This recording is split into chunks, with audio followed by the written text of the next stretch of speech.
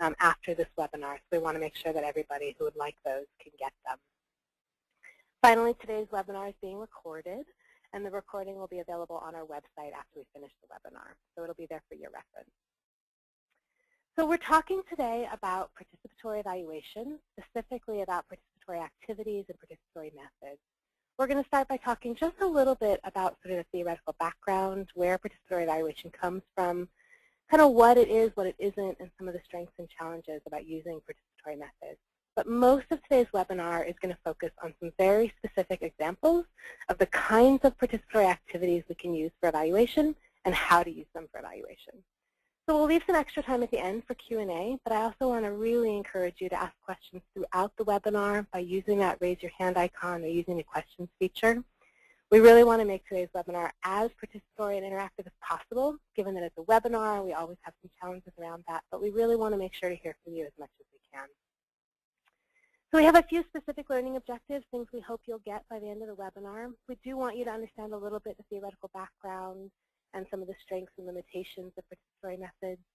But most importantly, we want you to understand kind of the full range of possible methods and the different kinds of things they can be used to measure, and be able to think about how those methods could be used in your own program.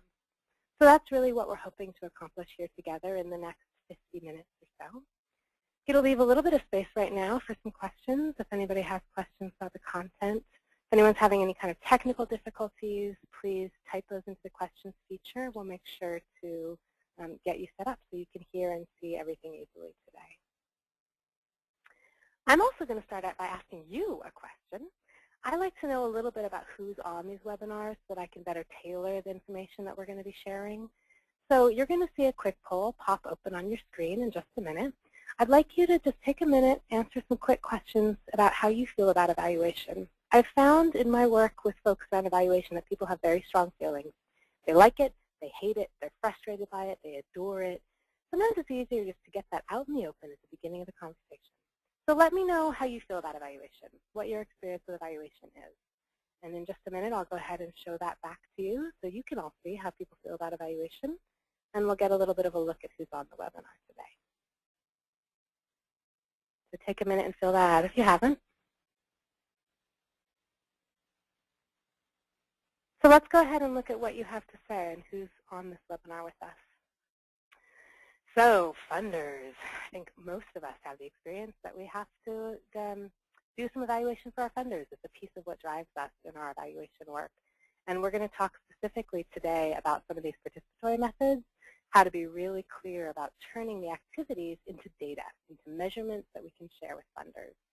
Whether it's you or someone else at your job who does it, I really hope everybody walks away from this webinar with some ideas about new and innovative things you could use in your programs. And we'll make sure that you have the resources to share this information with other people at your job if you're not the one who's doing most of the evaluation work.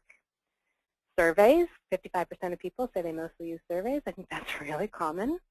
And surveys are a quick and easy way to get information. But I think we all know they're not the only way. They're not always the best way. And that's why I want to share with you some of these participatory activities. We'll talk a little bit more about how they can work with surveys or take the place of surveys in certain instances. I'm so glad to see that some people already think this can be fun. Some people already like being creative about this. That's really what the focus of today's webinar is going to be. We're going to share with you some very specific kinds of activities that you can use, participatory activities. But that's really not the end-all be-all of what we can do. And all of these activities can be done in hundreds of thousands of different iterations. So really it is about being creative and thinking about ways to measure what we want to measure in ways that are more participatory and more fun. So let's go ahead and jump into the beginning of our content for today.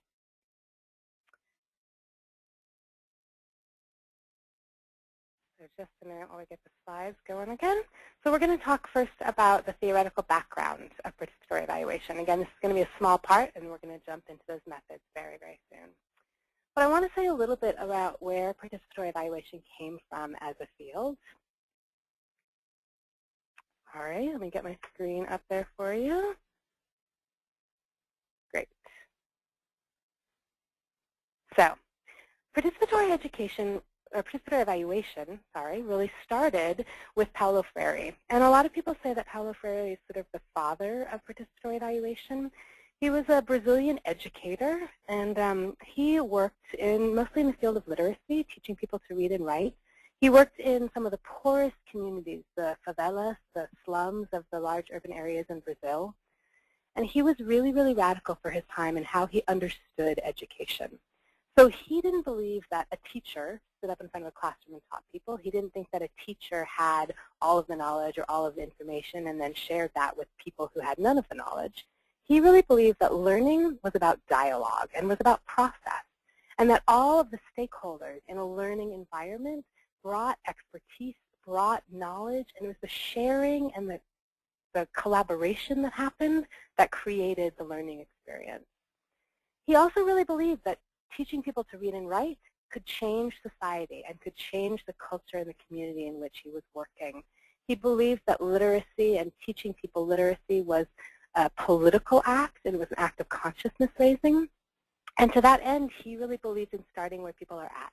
He didn't teach them to read and write out of a textbook. He didn't teach them to read and write with standard grammar and vocabulary. He taught them from their everyday experience. And that was part of what created the learning environment or the dialogue. He has a very specific kind of process for teaching, which was called praxis, which involves reflection and learning and reflection. It's a very iterative experience. But his whole way of understanding literacy and education has been called popular education, and it really was kind of the forerunner of what we now call participatory evaluation. The other field that had a really strong influence on participatory evaluation came from the research world. It's often called community-based participatory research, CBPR, or participatory action research, PAR. And it's a kind of research that, very much like Freirean education, was very radical, is still very radical in its day. Like Paulo Freire, it didn't posit that there was somebody, a researcher, who had the knowledge and the learning and shared that with the community who had none of that. Participatory action research, or CBPR, community-based participatory research, is really also all about the collaborative process of learning and power sharing and sharing of expertise. So everybody, again, all the stakeholders in the research experience, whether that's the researcher or the community members or the program staff, they all bring a certain kind of expertise, and it's through the collaboration that something is learned about the community, about the activity, about the program that the research is being done on. So there's a wide variety of ways in which this actually gets enacted. Sometimes it means that the researcher and the community members and the participants in the research are all actively engaged in every step of the process, from defining the research questions to collecting the information to analyzing it to sharing it back or even publishing it. Other times it's more driven by one piece of that collaboration. It could be more driven by a researcher. It could be more driven by the community. But it would, to some level, involve collaboration and input and the voice of all of those different stakeholders. So participatory evaluation really, really draws on these two schools of learning. And like CBPR, there's a wide range of what participatory evaluation can look like. At its very fundamental roots, it says that there isn't an evaluator who has all the knowledge and expertise, who goes and evaluates a community that holds none of that knowledge or expertise. At its very roots, participatory evaluation, like Paulo Freire, like community-based participatory research, says there are a number of stakeholders who have very important expertise. And all of those people coming together and engaging in dialogue, engaging in collaboration, is what allows us to learn what's happening in a program, to learn what's happening in a community. And we need that collaboration to actually have the learning experience. That range, like with CBPR, can look very, very different in different contexts. It could be that all of those stakeholders engage in every step of an evaluation, defining the evaluation questions, choosing the methods, collecting the information, analyzing it, making decisions about what happens based on that. It could be that the process is driven more by an evaluator, whether that's an internal evaluator or an external evaluator. But there is a voice and a collaboration from a range of stakeholders. And it's that participation that creates the learning experience of the evaluation. So you can see the themes, the similarities between participatory evaluation and Paulo Freire and popular education and community-based participatory research. We have these themes of power sharing, sharing of knowledge and expertise. We have a theme around the process is the learning. It's not the outcome that's the learning. It's the process that creates the opportunity to learn.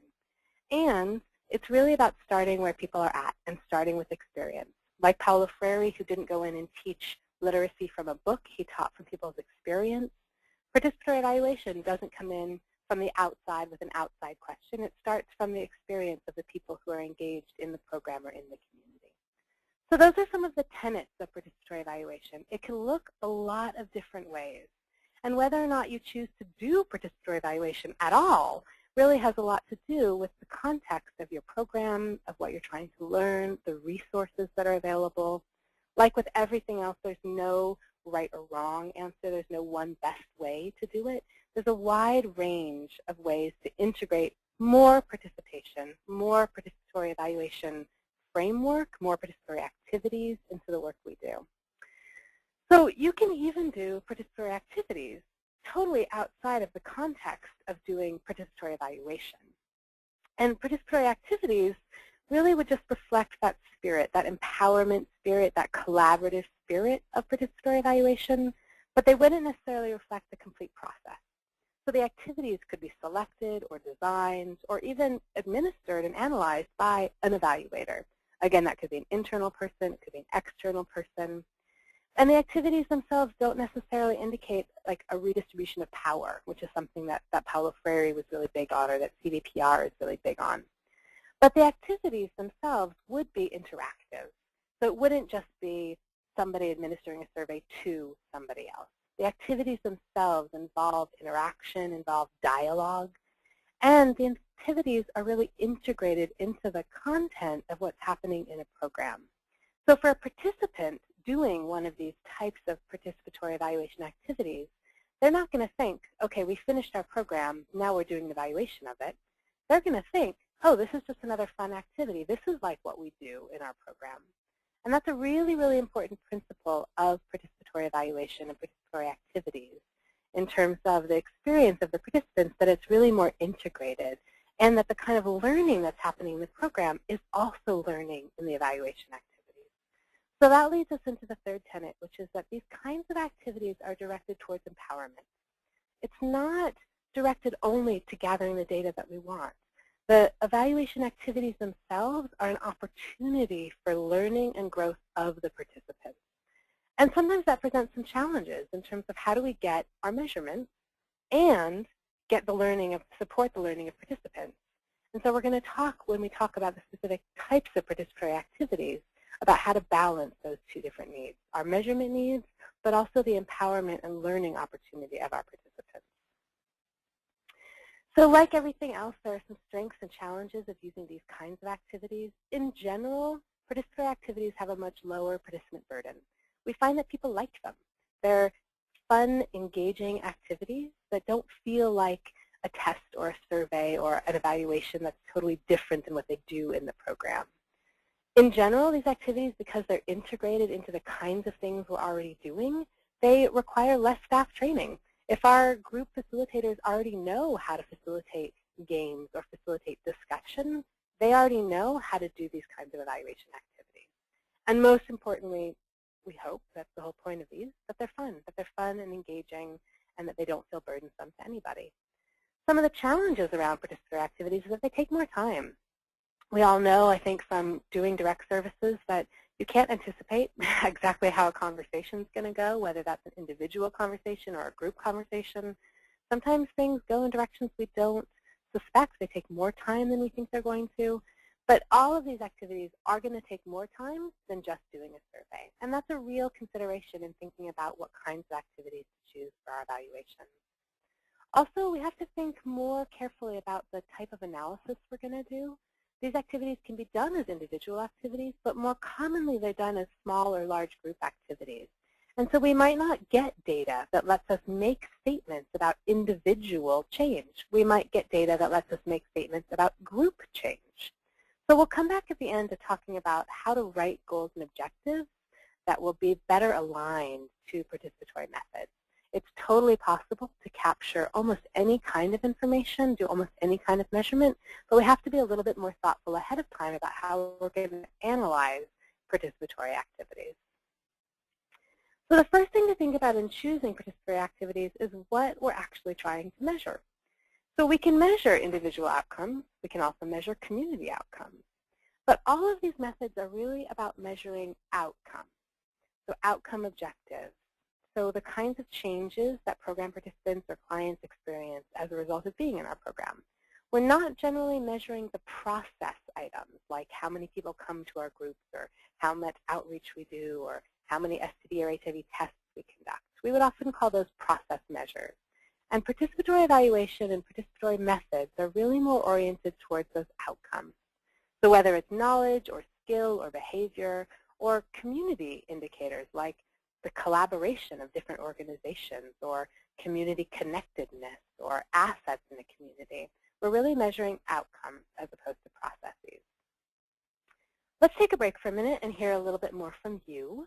I'm going to ask you to use that questions feature in the bottom of the toolbar on the right-hand side of your screen to share with us what you're currently measuring in your program. Are you measuring attitudes? Are you measuring behavior? Are you measuring community-level indicators? Give me a little bit of information about what you're measuring, and that way I can actually tailor some of my examples a little bit more directly to what you're doing. Also, at this point, if you have any questions, you can feel free to chat those in the questions window, and we'll make sure to be able to tailor what we're doing a little bit more directly to what you're doing. So please, what are you currently measuring in your program? Take a minute to chat that in, and we will post that so everybody can see.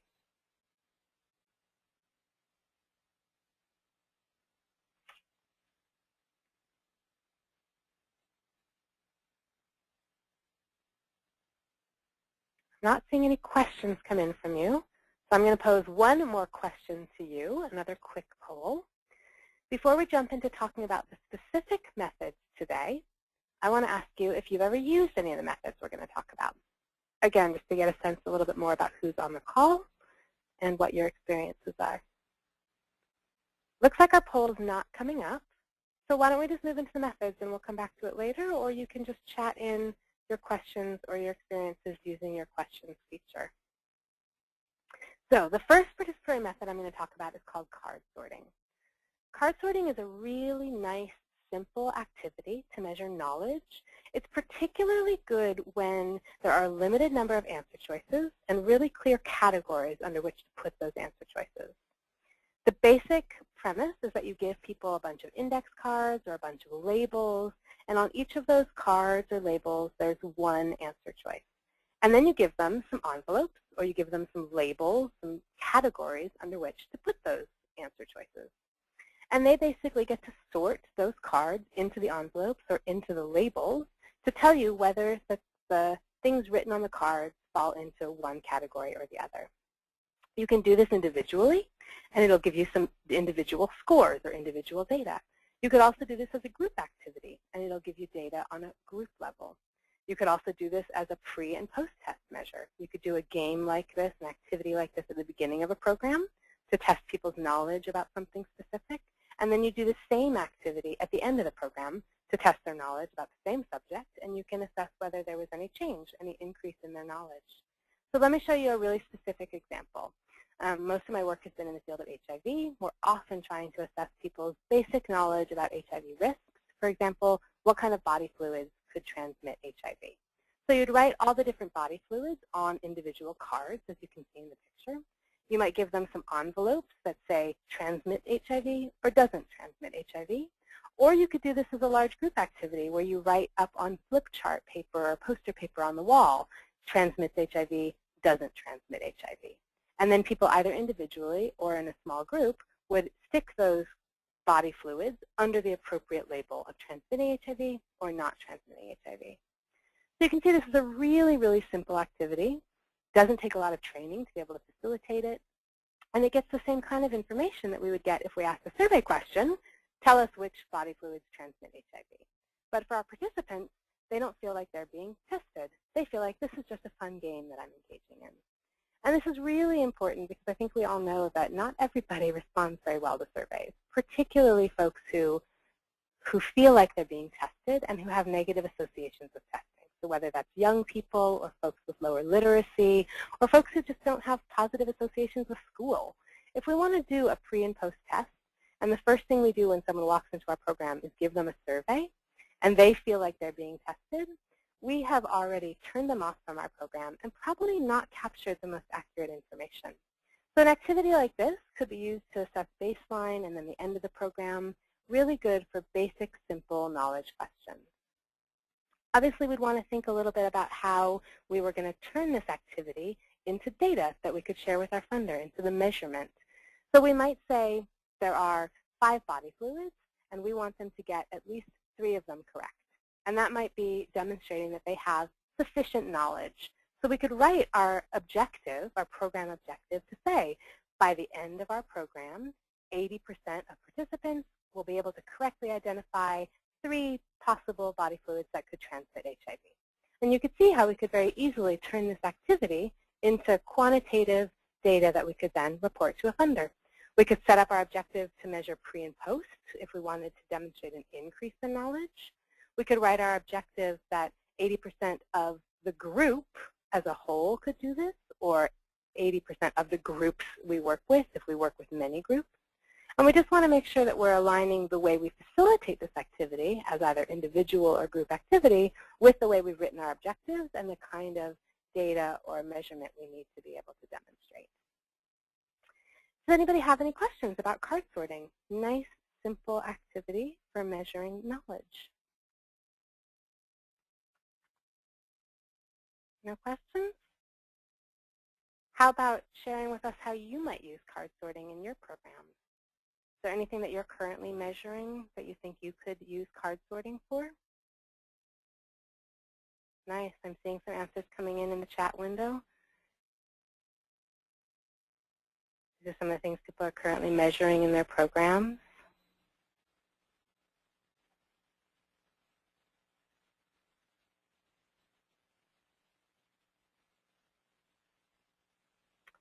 I'm seeing one response about some of the confusion between process and outcomes objectives. I think that's really, really common. Just as a kind of clarification, outcomes objectives are anything relevant to how participants change as a result of being in our program. Process objectives are basically anything that our staff do. The number counting, how many outreach events do we do, how many people come to our programs, how many materials do we pass out. And generally, we want to be having some amount of process and some amount of outcome in terms of understanding how our programs work.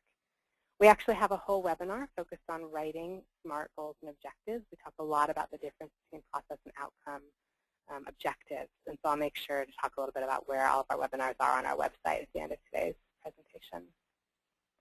So let's move on and talk about another very specific participatory method. Let's talk about attitude thermometers. I really love these because they're super fun and super easy. As you might guess from the name, they're really, really good for measuring attitudes. Attitudes, values, confidence, agreement or disagreement with statements, things like that. It's not as much of a knowledge assessment. It's more a attitudes, values, confidence assessment. But basically, you draw a picture of some kind of symbol. I like a thermometer. That's a pretty commonly understood and recognized symbol in the U.S. I did a project in Nigeria where instead of using thermometers, because people didn't really have thermometers, we used baskets of potatoes. But any kind of symbol or image that represents a spectrum, and you basically ask a question connected to that image or spectrum, and you give people little stickers or dots and let them put their stickers on the image, in this case the thermometer, to show how they feel in response to the question you're asking. So you can do this again as an individual activity. You could also do it as a large group activity. I'm going to come back to this picture in just a minute, but let me show you a more specific example. So here's from a program, again, an HIV prevention program. The statement is, I feel confident that I can increase my condom use. We have agree and disagree represented as different ends of the spectrum. We give people stickers, and they put their stickers up on the thermometer showing on a scale how much they agree or disagree with that statement. And they can put their sticker anywhere. You'll see in this image that we actually have some little numbers. I think those are actually temperatures, literally, from a thermometer. But those numbers will help us to then take this activity and quantify it. So if we did it, for example, as a pre and post test, and we found that a lot of people before our program didn't really feel confident that they could increase their condom use, they might be putting their stickers down around the 0. And then after our program, where we focused on lots of ways to support people in increasing their condom use, we've talked about communication skills, we've talked about condom use skills, we've talked about all kinds of different condoms. People might feel a lot more confident that they could increase their condom use, and they put their stickers up around the 75 mark, which is where that sticker is. Then we can really easily have a quantifiable measurement to say, over the course of our program, the average change for participants was 75 points on a 100-point scale in terms of confidence about condom use. But we want to be careful to think about that measurement before we do the activity. So if we had done this activity just with agree and disagree written on the paper and without any of those numbers, we could say whether there had been a change. We could say whether participants were largely on the agree side or the disagree side, but we might not be as easily able to quantify those findings.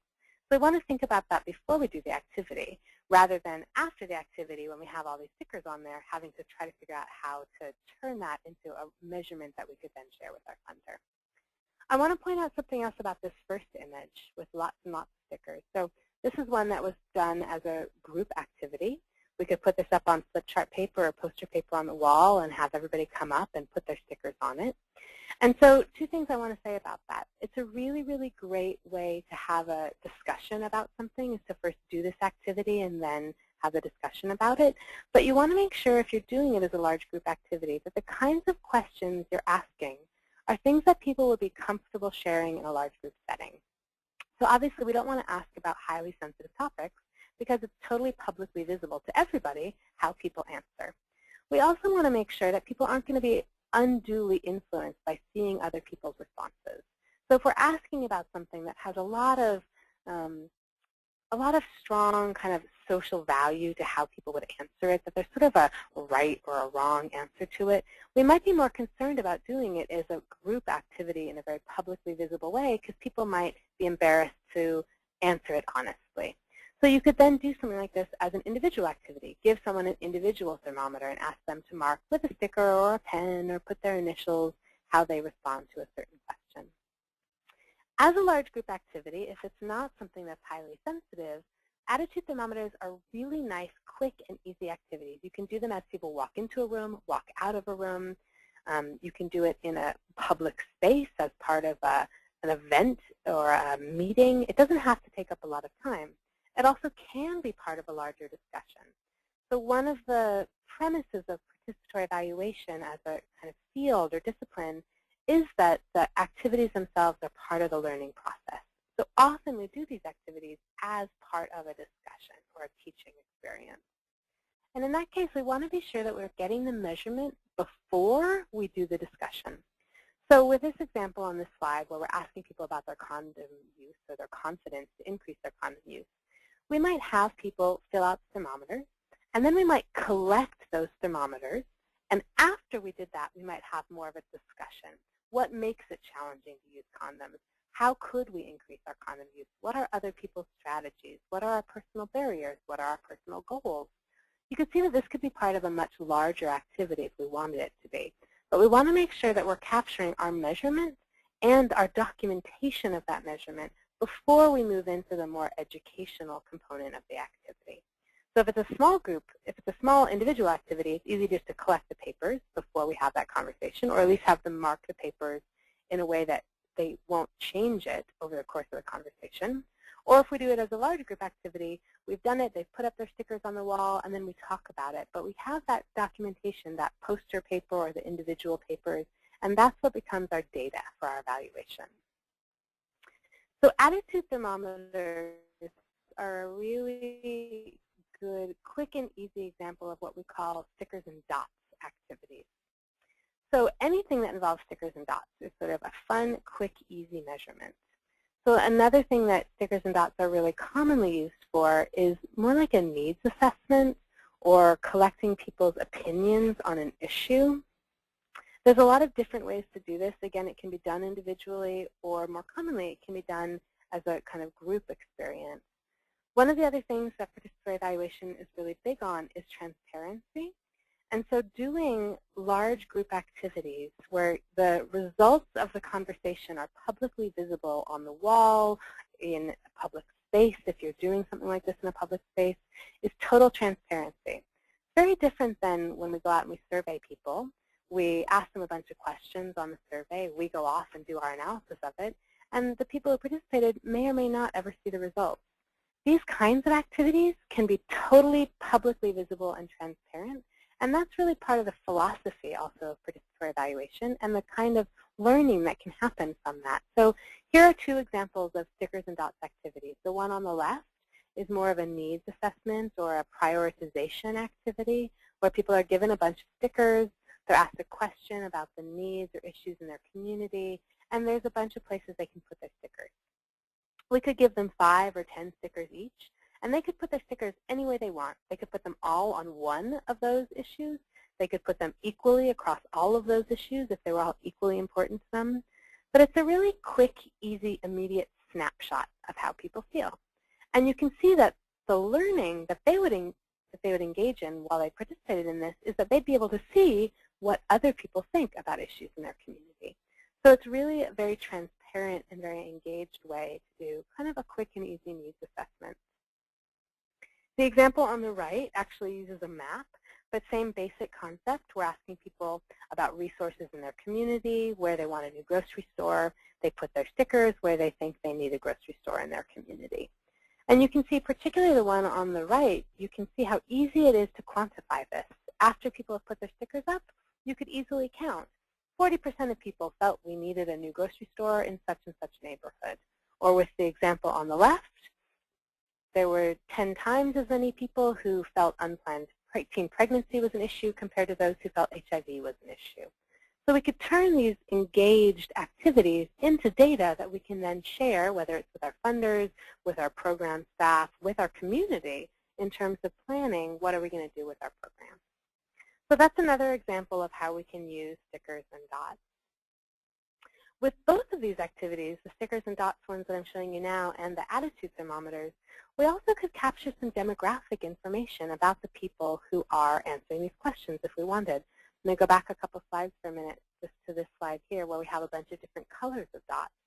Let's say we were interested in knowing whether men answered these questions differently than women, or whether teenagers answered them differently than our advisory board. We could give different kinds of people different colored dots, and it's a very quick and easy way to capture some demographics. If you're going to do something like that, you want to make sure you have enough colors for all of the different kinds of demographic information you're trying to capture. You want to make sure that people aren't going to switch their dots. So you might give them dots as they're walking into a meeting and tell them not to trade their dots with somebody. Or you could even code their dots. I've done this before where I wrote participants' or clients' unique ID numbers on the dots when I gave it to them, or wrote their initials on the dots when I gave it to them. But you want to make sure that the dots you give them, based on that demographic, are going to be the ones they actually end up using. And then based on what you're asking and the way in which you're doing this, you may or may not explain to them what the colors of the dots mean. In terms of total transparency, which participatory evaluation is really about, we might then have them look at this and say, look, isn't that interesting? Those people with the red dots, they felt a lot more strongly about this issue than those people with the yellow dots. And you could have some conversation, some analysis of the data with the people who are participating in the activity itself. So those are a variety of ways of using stickers and dots. The last kind of stickers I want to talk about are labels. And these are traditionally used like to label a diagram. It's more of a knowledge measure. You can do sort of matching activities with labels also that can be really fun. But in this example, there's a diagram. There are some parts of the diagram that need to be labeled. There are some label answer choices, and people are going to match it onto the label. You can see that like card sorting, it's just a more fun and engaged way to assess people's knowledge. Again, it could be done individually. It could also be done as a small group activity. You could do it as a pre- and post-test measure if you wanted to know if there was change in knowledge over the course of your program. And again, you want to think about how you're going to quantify it ahead of time before you do these kinds of activities. So in this example, there are 5 answer choices. We might just say they get 1 point for each correct answer. Or it looks like there's actually 4 possible correct answers. We gave them 5 choices. One of those is not included in the diagram. But so there might be 1 point for each of the correct 4 answers, possible 4 correct points. We do it before the program. On average, they got 2 correct. We do it after the program. On average, they got 3 correct. We can show that there's some kind of increase in their knowledge. Here's a practical example of that. This is something I used to do a lot with teenagers when I was teaching HIV prevention in schools. We might be wanting to teach them about the reproductive anatomy, male or female anatomy. We have an anatomy diagram. There's some spaces on it that need to be filled. There's some answer choices at the bottom. Again, as individuals or as small groups, they have to match the stickers, the labels, to the spots on the diagram that need to be labeled. And we could write our objectives to measure their knowledge about reproductive health. So the example given on the left, that by the end of our unit on reproductive health, 80% of the classes, notice here it's a group level measurement, are going to demonstrate an improvement. So the word improvement means we have to do a pre and post test. We could also write this just to say by the end of the unit, 80% of classes will have acceptable levels of knowledge or will have knowledge of reproductive anatomy. And then we'd only have to do a post measure. So again, back to that issue of how we write our objectives and how those objectives align with the type of measurement we're doing. So I would love to hear if you have any questions, and I'd also love to know how you might use labels or stickers or dots in your program. So we've talked about attitude thermometers, we've talked about kind of the needs assessment use of stickers and dots, prioritizing, and we've also talked about labeling and diagram labeling. So can anyone imagine using any of these activities in their current program? Use that questions feature in the bottom right-hand side of your toolbar to share with us a little bit how you might envision using these activities in your program. And again, if anyone has questions about any of these activities, I'm happy to take questions at any time.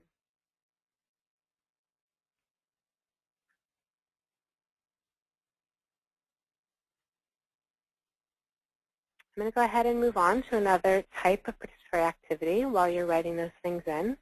We're going to talk a little bit about what's called cooperative interviewing. Now, I imagine most of you have done some kind of interviewing in your programs, whether it's key informant interviews or street outreach or community interviews. Cooperative interviewing is a really fun way to make the experience of interviewing more participatory. So it's basically done in small groups. You would have generally groups of 3, and each person would take turns being the interviewer, the interviewee, and the note taker. And what's important here is that there are 3 roles and there are 3 people, and each person has an opportunity to play each of those roles. So there would be a specific question or set of questions that they were asking. In those groups of 3, they would start with the first person being the interviewee, the next person being the interviewer, note taker, etc.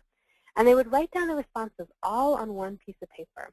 And this is important because we can actually have the participants start engaging in analyzing the information learned from the interviews. So they would do their 3 interviews, capture it all on one piece of paper, all 3 interviews.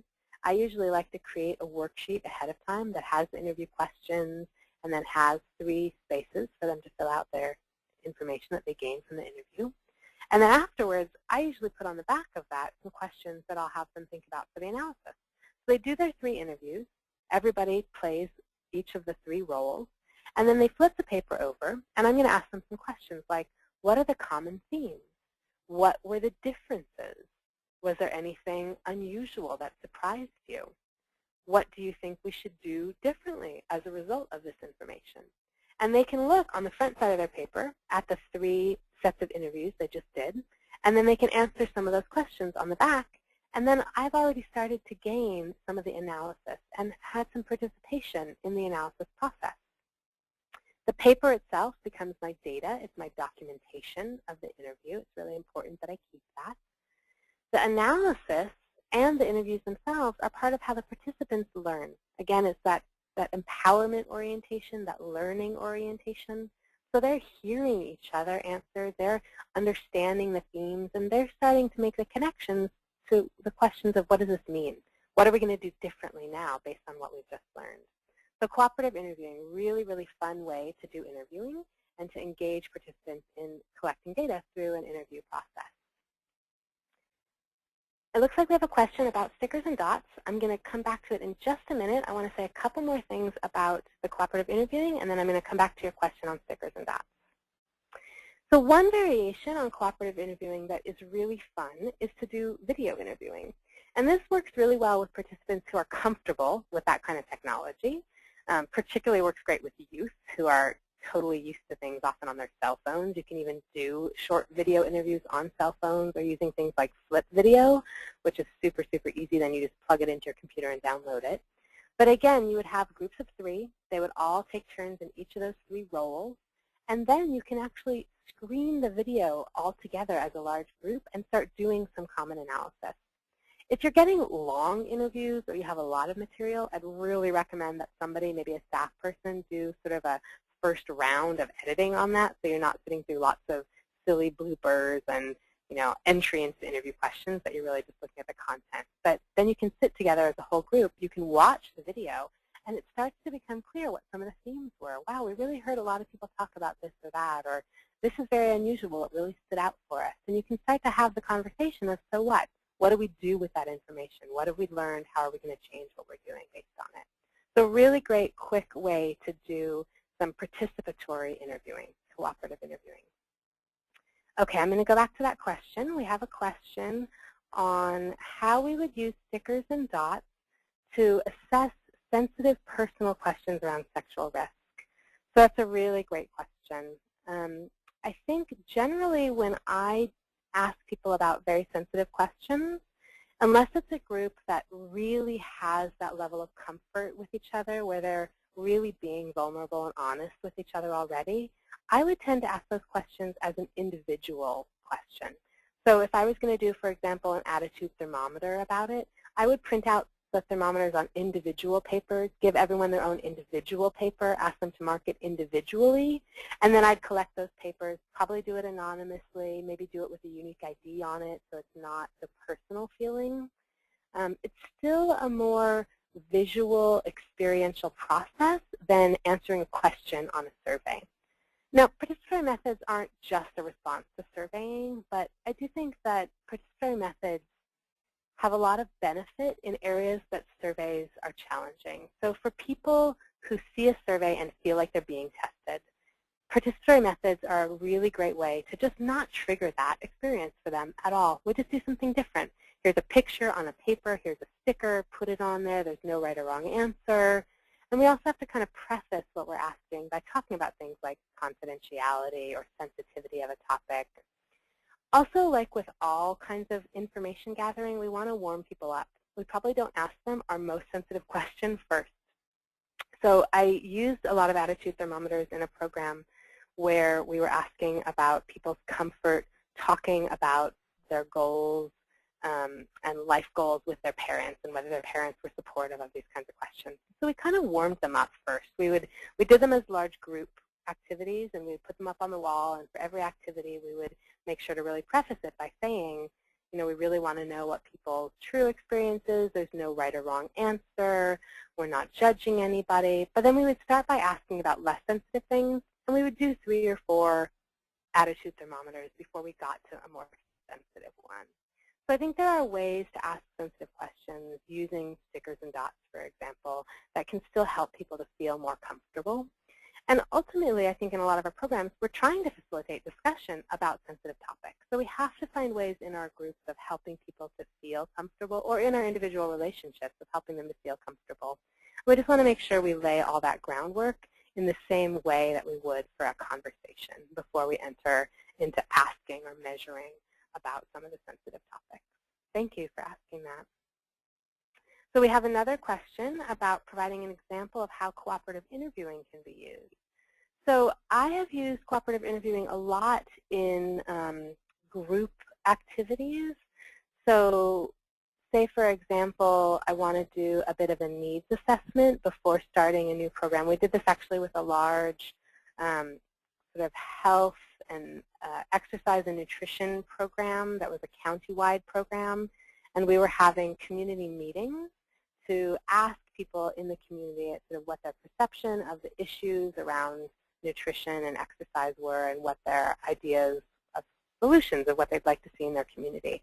So in these larger community meetings, we had people do cooperative interviewing. So rather than us going out into the community and trying to do 100 interviews or training community members to go and do 100 interviews, we had community meetings in which we formed people into groups of 3.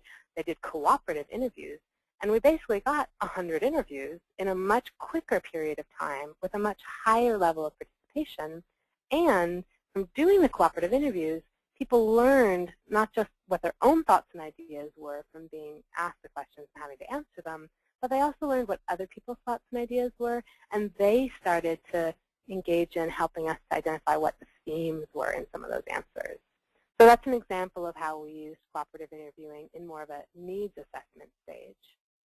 I've also seen it used really nicely to talk about behavior change and people's individual challenges around behavior change. So for example, in programs where, harm reduction programs, where we often have people identify behavior change goals for themselves, we might want to have some conversation about what the challenges are to reaching those goals or what the supports are for those goals.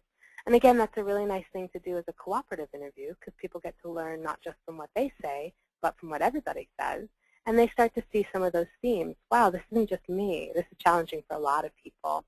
So it's kind of it can be a faster way to collect data. It can be a more engaged way to get people participating in the analysis of the data. And it can be a learning experience for the participants. And again, that's really one of the premises of participatory evaluation, that empowerment orientation. It's not just about collecting the data, it's about the learning experience for participants. So thank you so much for your questions. Again, if anyone has questions, please feel free to type them in your questions feature. I'm going to go ahead and move on. We have 2 more methods I want to talk about quickly. We have about 10 more minutes left on our webinar. I'm going to talk quickly about a couple of different ways of doing mapping. We saw an example of mapping when we were talking about stickers and dots. But there are 3 main ways that we often use mapping. We do community mapping, we do issue mapping, or we do what's called body mapping. So community mapping is probably the most familiar to people, geographic maps of neighborhoods, of resources, of problems in communities. We can either have people draw maps, or we can have them mark on maps their perception of what's happening in their community or in their geographic area. Here's an example of a mapping project that was done to monitor the outcomes of an intervention to reduce gonorrhea. This was done by an organization called the Any Community AIDS Network, or ACAN, and they developed a map of the area in which they were working with the residents of that area. So they had a community presence in this program. And they did this before they developed a big intervention to target risk reduction. And so they had community members identify where people went to drink, to do drugs, to have anonymous sex. And they asked people where they should go to give out risk reduction information and materials. So this was their needs assessment before they implemented their program, having people identify on a map where the kind of problems were in their community and give them some advice about where they should go to target their intervention. 6 months after their intervention took place, they remapped the same neighborhood with a different group of residents. And it was really interesting to them to find, they were really trying to find out if the desired changes that they were trying to impact were being seen in the community. So this time around, they went and they looked for things like, were they seeing used condoms in the community, either on the streets or in the parks or in trash cans? Were they finding used needles on the ground? And then they talked with community members. They had community members compare the before and after maps. Where were we seeing these kinds of behaviors before the program? And where were we now seeing some very specific indicators of these behaviors after the program? And they actually had some really significant findings around the changes in the community, where things were taking place, how common these kinds of behaviors were in the community. So by doing this mapping, they had this engagement process with community residents, which was really about the learning and growth of the community residents. And they also had some documentable outcomes around the outcomes of their program, how it had impacted the community on a community level. So that's an example of community mapping and how it can be used for outcomes evaluation. Issue mapping is similar, but rather than focusing on the geographic neighborhood, we're going to focus on a very specific problem or resource in the community, or we could be focusing on a specific behavior, an individual behavior. So issue mapping is really great for mapping out sort of like root causes of a problem or the complicated ways that different problems interact with each other. Or I like to do this a lot to have folks look at individual behavior change. So like I said, with like harm reduction programs where we're having folks identify specific goals for themselves, issue mapping can be a visual and experiential way for people to identify the supports and barriers to those behavior changes. So here's an example. This is an activity I like to do a lot. It's called Fishes and Boulders. And I would draw on a piece of paper, again, either individual piece of paper or big poster paper that people would be doing as a group. I would draw a river. At one end of the river is the goal, the behavior change that they're trying to get to.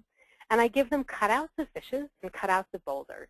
The fishes represent the supports, the things that swim upstream, help them get to their goal. The barriers, the boulders, represent the barriers or the challenges, the things that get in their way.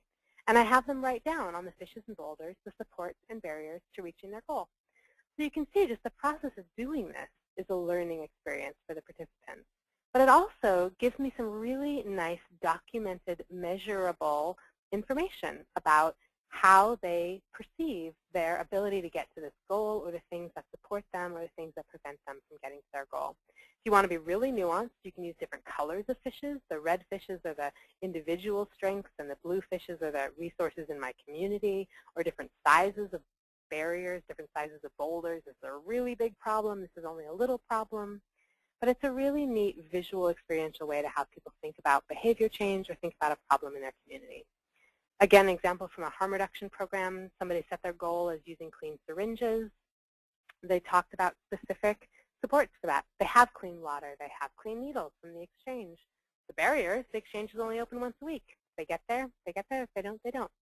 So again, you could do something like this before and after a program to show whether there had been some change around people's ability to identify supports for reaching behavior change. You could also just do it at the end of a program. You could write an outcome objective, something like, by the end of our program, 80% of people will be able to identify at least 3 supports for reaching their goal. And you can take this activity, which is part of the learning experience of participants, and turn it into a measurable, documentable piece of data that you can use for your evaluation. So that's issue mapping. The last kind of mapping is what we call body mapping. And this is really nice. Again, it's more around the knowledge questions, but it's a really nice way of having people indicate their knowledge of how a body works. Again, really creative, really engaged. It can be done individually. It can be done as a small group. We might do a body map, for example, around HIV or STD. We could ask people to draw a human body, a male body, a female body, whatever we want. And we could ask them to draw on the body the signs and symptoms of STDs, for example, or how HIV works in the body. So if we were wanting participants to know, for example, how HIV works in the human body, we could ask that on a survey question. Tell us how HIV works in the body. Tell us true or false if these things are right or wrong. Or we could have them draw it on a map. And that is a more experiential and engaged way for them to learn and to share their knowledge. But it's also a way that we can document it. Again, we have to think ahead of time how we're going to turn that into a more quantitative or reportable form of data. We could ahead of time say for ourselves, okay, there are 3 things we really want them to understand about how HIV works in the body. We want them to understand T cells. We want them to understand the modes of transmission. And so we would then check to see if they'd included those things on the map that they drew. And that would be how we would translate this activity into data that we could use for our evaluation. So that's a third kind of mapping that we can do. We only have a couple minutes. I want to just say a little bit about observations and skill demonstrations, and then I will stay on the line. I know some people are going to have to get off, but I will stay on for questions. And hopefully those of you who have questions can stay on for a few minutes as well. So observations and skill demonstrations, the last participatory method I want to talk about today. We often try to get at these things with surveys, asking people what their skills are, but we can't really ask it on a survey. That's more of a knowledge question. The only way we can really see people's skill is to observe it or to watch people demonstrate it. So in fact, this is an example of a participatory activity that's a better way of measuring than a survey, not just a different way, but an actual better way of measuring. So classic example, we often want to know that people have skills to use condoms correctly. We can ask them what are the steps of condom use. We can ask them true and false questions, but then we're just getting at their knowledge. If we really want to know they have the skill, we need to see them do the activity. So classic way of doing an observation is to have people demonstrate the steps of condom use, for example. You can do this where people pair off and they do it in dyads or in small groups, or you can do it just one at a time.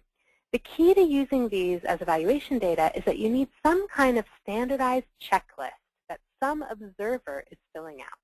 So with this example, the steps of condom use, we could have a checklist that lists 10 important steps of condom use. And we're looking to see how many of those steps the person who's demonstrating condom use, it demonstrates to us. So if we do this, for example, in pairs, and this is a classic way that I've done this in group level interventions, we might be a little bit concerned that the first person is demonstrating, and then the second person has actually learned from watching the first person go. So what I often do in that situation is I only count the quote-unquote data from the first person. So I might give them 2 different colors of checklists. And the person with the green checklist, they're going to observe first. And then they're going to switch, and the person with the blue checklist is going to be the observer. And they're going to pass all those checklists in to me when they're done. And then we're going to do our education or our teaching or whatever learning we need to do. But when I go to do my analysis, I'm only going to count the green checklist because I know those are the people who went first. And so their demonstration wasn't influenced by having just watched somebody else do it. The other way I like to do this is to have people demonstrate 2 different skills. So maybe I want one person to demonstrate correct condom use. I want the other person to demonstrate communication skills. And so I might give them a role play, and they have to act something out. But again, I'd have a standardized checklist of things that I was looking for. And that's how I would turn that activity, that learning activity, into like a measurable, documentable piece of data for my evaluation. So I know this has been a lot of information, and I'm trying to move really quickly so we have a little bit of time for questions. A couple things to keep in mind. I know I've said this as we've talked about the activities. Just really think about how you write your objectives. Is it individual level? Is it group level? Is it an increase or decrease, which requires pre- and post-tests? Or is it just a, by the end of the program, X% of people can do such and such? You want to really document everything. Keep the papers, keep the flip chart, keep the video. That's your data. You want to make sure you really keep that data. And if you're going to do education and discussion and dialogue, you do it after the documentation process. That way you know that what you're measuring isn't just a reflection of the conversation you've just had. And then thinking ahead of time how you're going to translate that into the measurement. Is it 1 point for every correct answer? Is it that they need to get 3 out of 5 correct, and then they get a yes, they accomplished this thing you wanted them to accomplish? But thinking about that and planning it out ahead of time is particularly important for participatory methods. So that's the end of the content for today's webinar. We have a little bit of time left for questions. I know some people are going to have to start signing out because it is just exactly on the hour right now. I'm going to go ahead and just let you know where you can get some further resources. So the slides from today's webinar, the recording from today's webinar, as well as a Word document. Actually, it's probably a PDF document, which has sort of a summary of these different methods and how to use them and what they're particularly good for. All of that will be available in our online resource center at the website listed on your screen. It's also accessible through our main website, which is capacityforhealth.org. And if there's anything that really sparked your interest in today's webinar that you'd like to try in your program, but you'd like a little bit more support for how to use it, please feel free to contact me for individual capacity building. As I said at the beginning, we're funded by the CDC to provide support and services totally free to you. I can work one-on-one directly with you or your organization to help you adapt any of these activities to your evaluation needs. So my direct email address and phone number are on your screen. And I would love to take a little bit of time for questions. If anybody has questions about how to use any of these participatory evaluation methods, go ahead and click on your raise your hand icon or chat it in your questions window. Okay, looks like we have a couple of questions. So how is community mapping being implemented? Stickers and dots or people pointing out locations? Yeah, it can actually be done in a number of ways. So I think one of the first things I asked in the poll was about sort of creativity. Do you like being creative with your evaluation? You know, there's no one way to do any of these activities. So community mapping, having people draw a map or draw on a map, can be done in almost as many ways as you can think of, or probably more. It's often done around needs assessment. So what do people see happening in their community? Where are the problems in their community? Or where are the resources in their community? It also can be sort of a polling or opinion question, like the example we saw about where to put a new grocery store. So giving people a literal map of the neighborhood. Where should we place these services that we're planning on doing?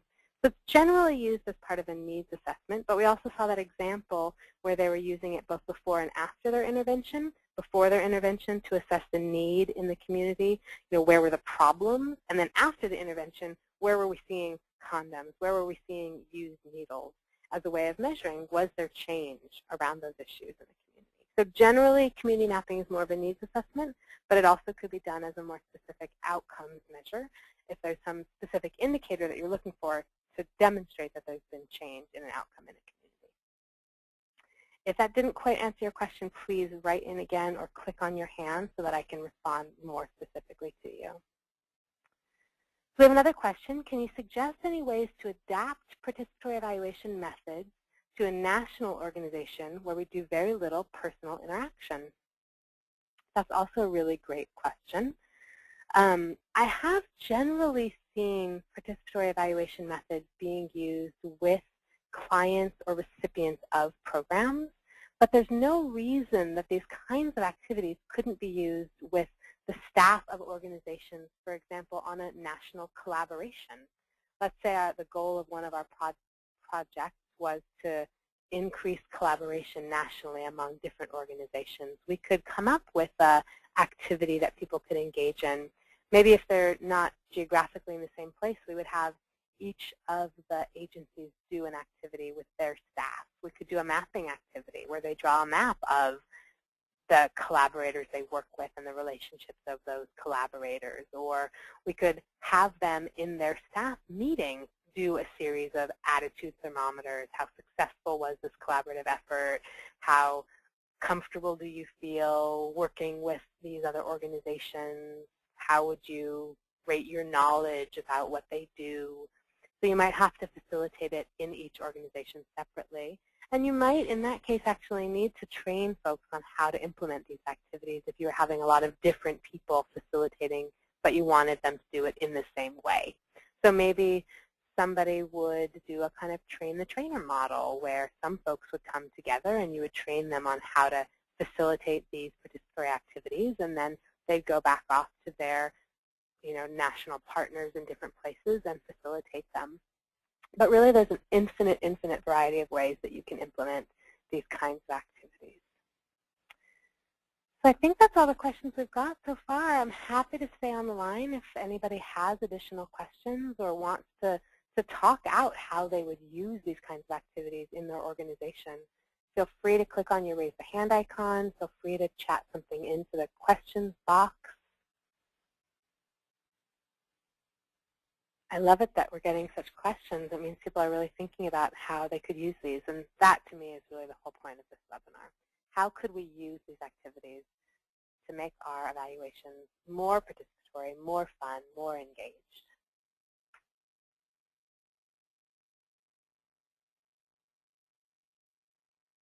I'm not seeing any questions. I do see some of you still on the line, though. I'm going to just show on the screen a slide that I didn't talk about, but it will be in the slide set and in the recording when we post those both on our website. But this is just a quick little cheat sheet for some of the different methods we talked about today in terms of what they measure. So in order to measure knowledge, for example, the card sorting is a great way to measure knowledge. Some of the labels and stickers and dots activities are great for knowledge. Skill demonstration can be good for knowledge. Obviously, to measure skill, the best way to do that is that skill demonstration. Attitudes or belief or confidence, attitude thermometers, stickers and dots. Cooperative interviewing can be really nice to get at people's beliefs or values. Trying to measure specific behavior, the mapping stuff can be really good for that. Again, labels, stickers, and dots, which can be done in thousands of different ways. Or to measure more of those community level indicators. Just a little bit of a table to help think about what kind of method might be most appropriate based on what you're trying to measure. Still not seeing any more questions coming in. Nope. You're welcome for putting the cheat sheet back up. If there's any slides that I went through too quickly that you'd like to see, I'm happy to go back to them. But again, the slide set and the recording will both be available on our website probably later today or tomorrow.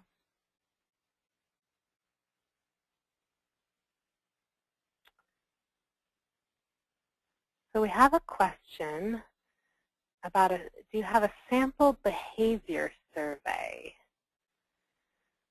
I'm not sure I totally understand what you're asking. It sounds like you'd like some examples about how to measure people's behavior.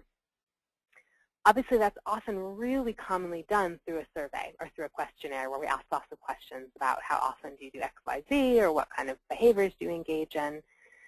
This webinar really, and its focus on participatory activities, it's very hard, actually with surveys too, it's very hard to measure people's actual behavior. What we're measuring is their self-reported behavior or their perception of their behavior. And so attitude thermometers or stickers and dots activities or labels activities can be really, really good for measuring that same kind of self-perception of behavior or self-report of behavior. I've done label activities before where on a piece of paper I would put a bunch of different quadrants, like a little table where I list a bunch of behaviors, and I would say, how frequently do you engage in these behaviors? Put the stickers, in the area that you do most of or do more of. The body mapping kinds of activities, too. I've done that before where really what we're trying to get at is how do people protect themselves. Again, I've worked largely in HIV prevention or sexual health programs. So what do people do to keep themselves safe in terms of their sexual health? And I've done body mapping where they draw their body and they draw on the map the things they do. So it's a little bit of an indirect way at getting at their behavior. It's different than asking on a survey, how often do you use condoms? How often do you get tested? How often do you talk to your partner about STDs or HIV? But the idea with these participatory methods is that all those things are going to come out, but they're going to come through visual and experiential modes, which, for some people we all learn differently, we all share differently, and for some people that visual experiential mode of learning and sharing is easier to engage in or is more satisfying. So there's a variety of ways of getting at behaviors, asking directly with things like stickers or labeling, a little bit less direct through a body map, for example. Those would be some ways of asking about behavior through participatory methods. Got another question. I'm not sure if I'm seeing the whole thing. Like a questionnaire such as attitude change. Oh, sorry, same question. Okay, so do you have a sample behavior survey like a questionnaire such as attitude change? So I don't have any sample surveys that are, as part of this webinar. We certainly have examples of different surveys that we can share with you, if you want to work more one-on-one around a specific issue. We've done a couple of webinars recently. We did one on writing good survey questions, and we did one on pre and post tests. And there's a bunch of materials, the recordings of those webinars, the slide sets, as well as some documents associated with those webinars that are all up on our website. And there are some great resources for where to get survey questions. There's a couple of what they call question banks. There's a couple really good ones in particular around HIV prevention that have what we call like validated questions that researchers have actually really tested the question and the way the question is written to make sure that it measures exactly what they're trying to measure. But they're just resources for kind of where do you get good questions, how do you ask good questions. And it looks like you're looking specifically maybe for some resources around attitude change. In the participatory world, things like attitude thermometers are how we tend to measure attitude change. We might do the same thermometer at multiple points in time with the same question, such as how comfortable do you feel talking to your partner about using condoms? And they put their little sticker on the thermometer. Very comfortable is at the top, not very comfortable is at the bottom. We ask that before the program, in the middle of the program, at the end of the program, and we can see attitude change. We can also ask those kinds of self-report about change questions, like over the course of this program, how much do you think you have changed your knowledge or your attitude? Where we're asking people directly to say, I think I changed, I think I didn't change. We can also do what's called a retrospective pre-post. It's a little harder with participatory methods. It's more commonly done on a survey. It's where on a survey, instead of doing a pre-test before the program and asking how comfortable do you feel talking about sex with your partner, and then doing the survey at the end and asking the same question, we would ask on one survey at the end, before this program, how comfortable did you feel? Now, how comfortable do you feel? So it's kind of like a side-by-side double question. It's called a retrospective pre-post. You can do the same thing with, for example, an attitude thermometer, where you put two thermometers side by side next to each other, and you say, before this program, how comfortable did you feel, blah, blah, blah. Now, after this program, how comfortable do you feel, blah, blah, blah. So same kind of thing. Still basically a written question, but just a visual representation, the use of stickers, the maybe getting up and moving around if you're doing it as a group activity up on the wall. It's just a different modality of getting that kind of information. And sorry, one more question. The resources for asking good questions, yes, they are up on our website on the resource library. If you look at the Writing Good survey questions, there's a recording of a webinar, the slides of the webinar, and a written document that has a bunch of resources on it. It also covers types of questions, common problem questions, and then further resources for good information. If you don't find it, please feel free to email me or call me directly, and I can direct you to it. I'm just going to put up on the screen again our direct contact information and our website. Thank you so much for asking such great questions.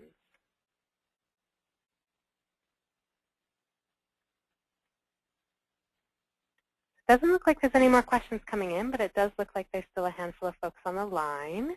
If anyone listening over there is still interested in learning more, I'm happy to stay on the line. If you'd like to have a dialogue in live time with me, just click your raise a hand icon and we can unmute you. We could have a conversation if there's something you'd like to learn more about.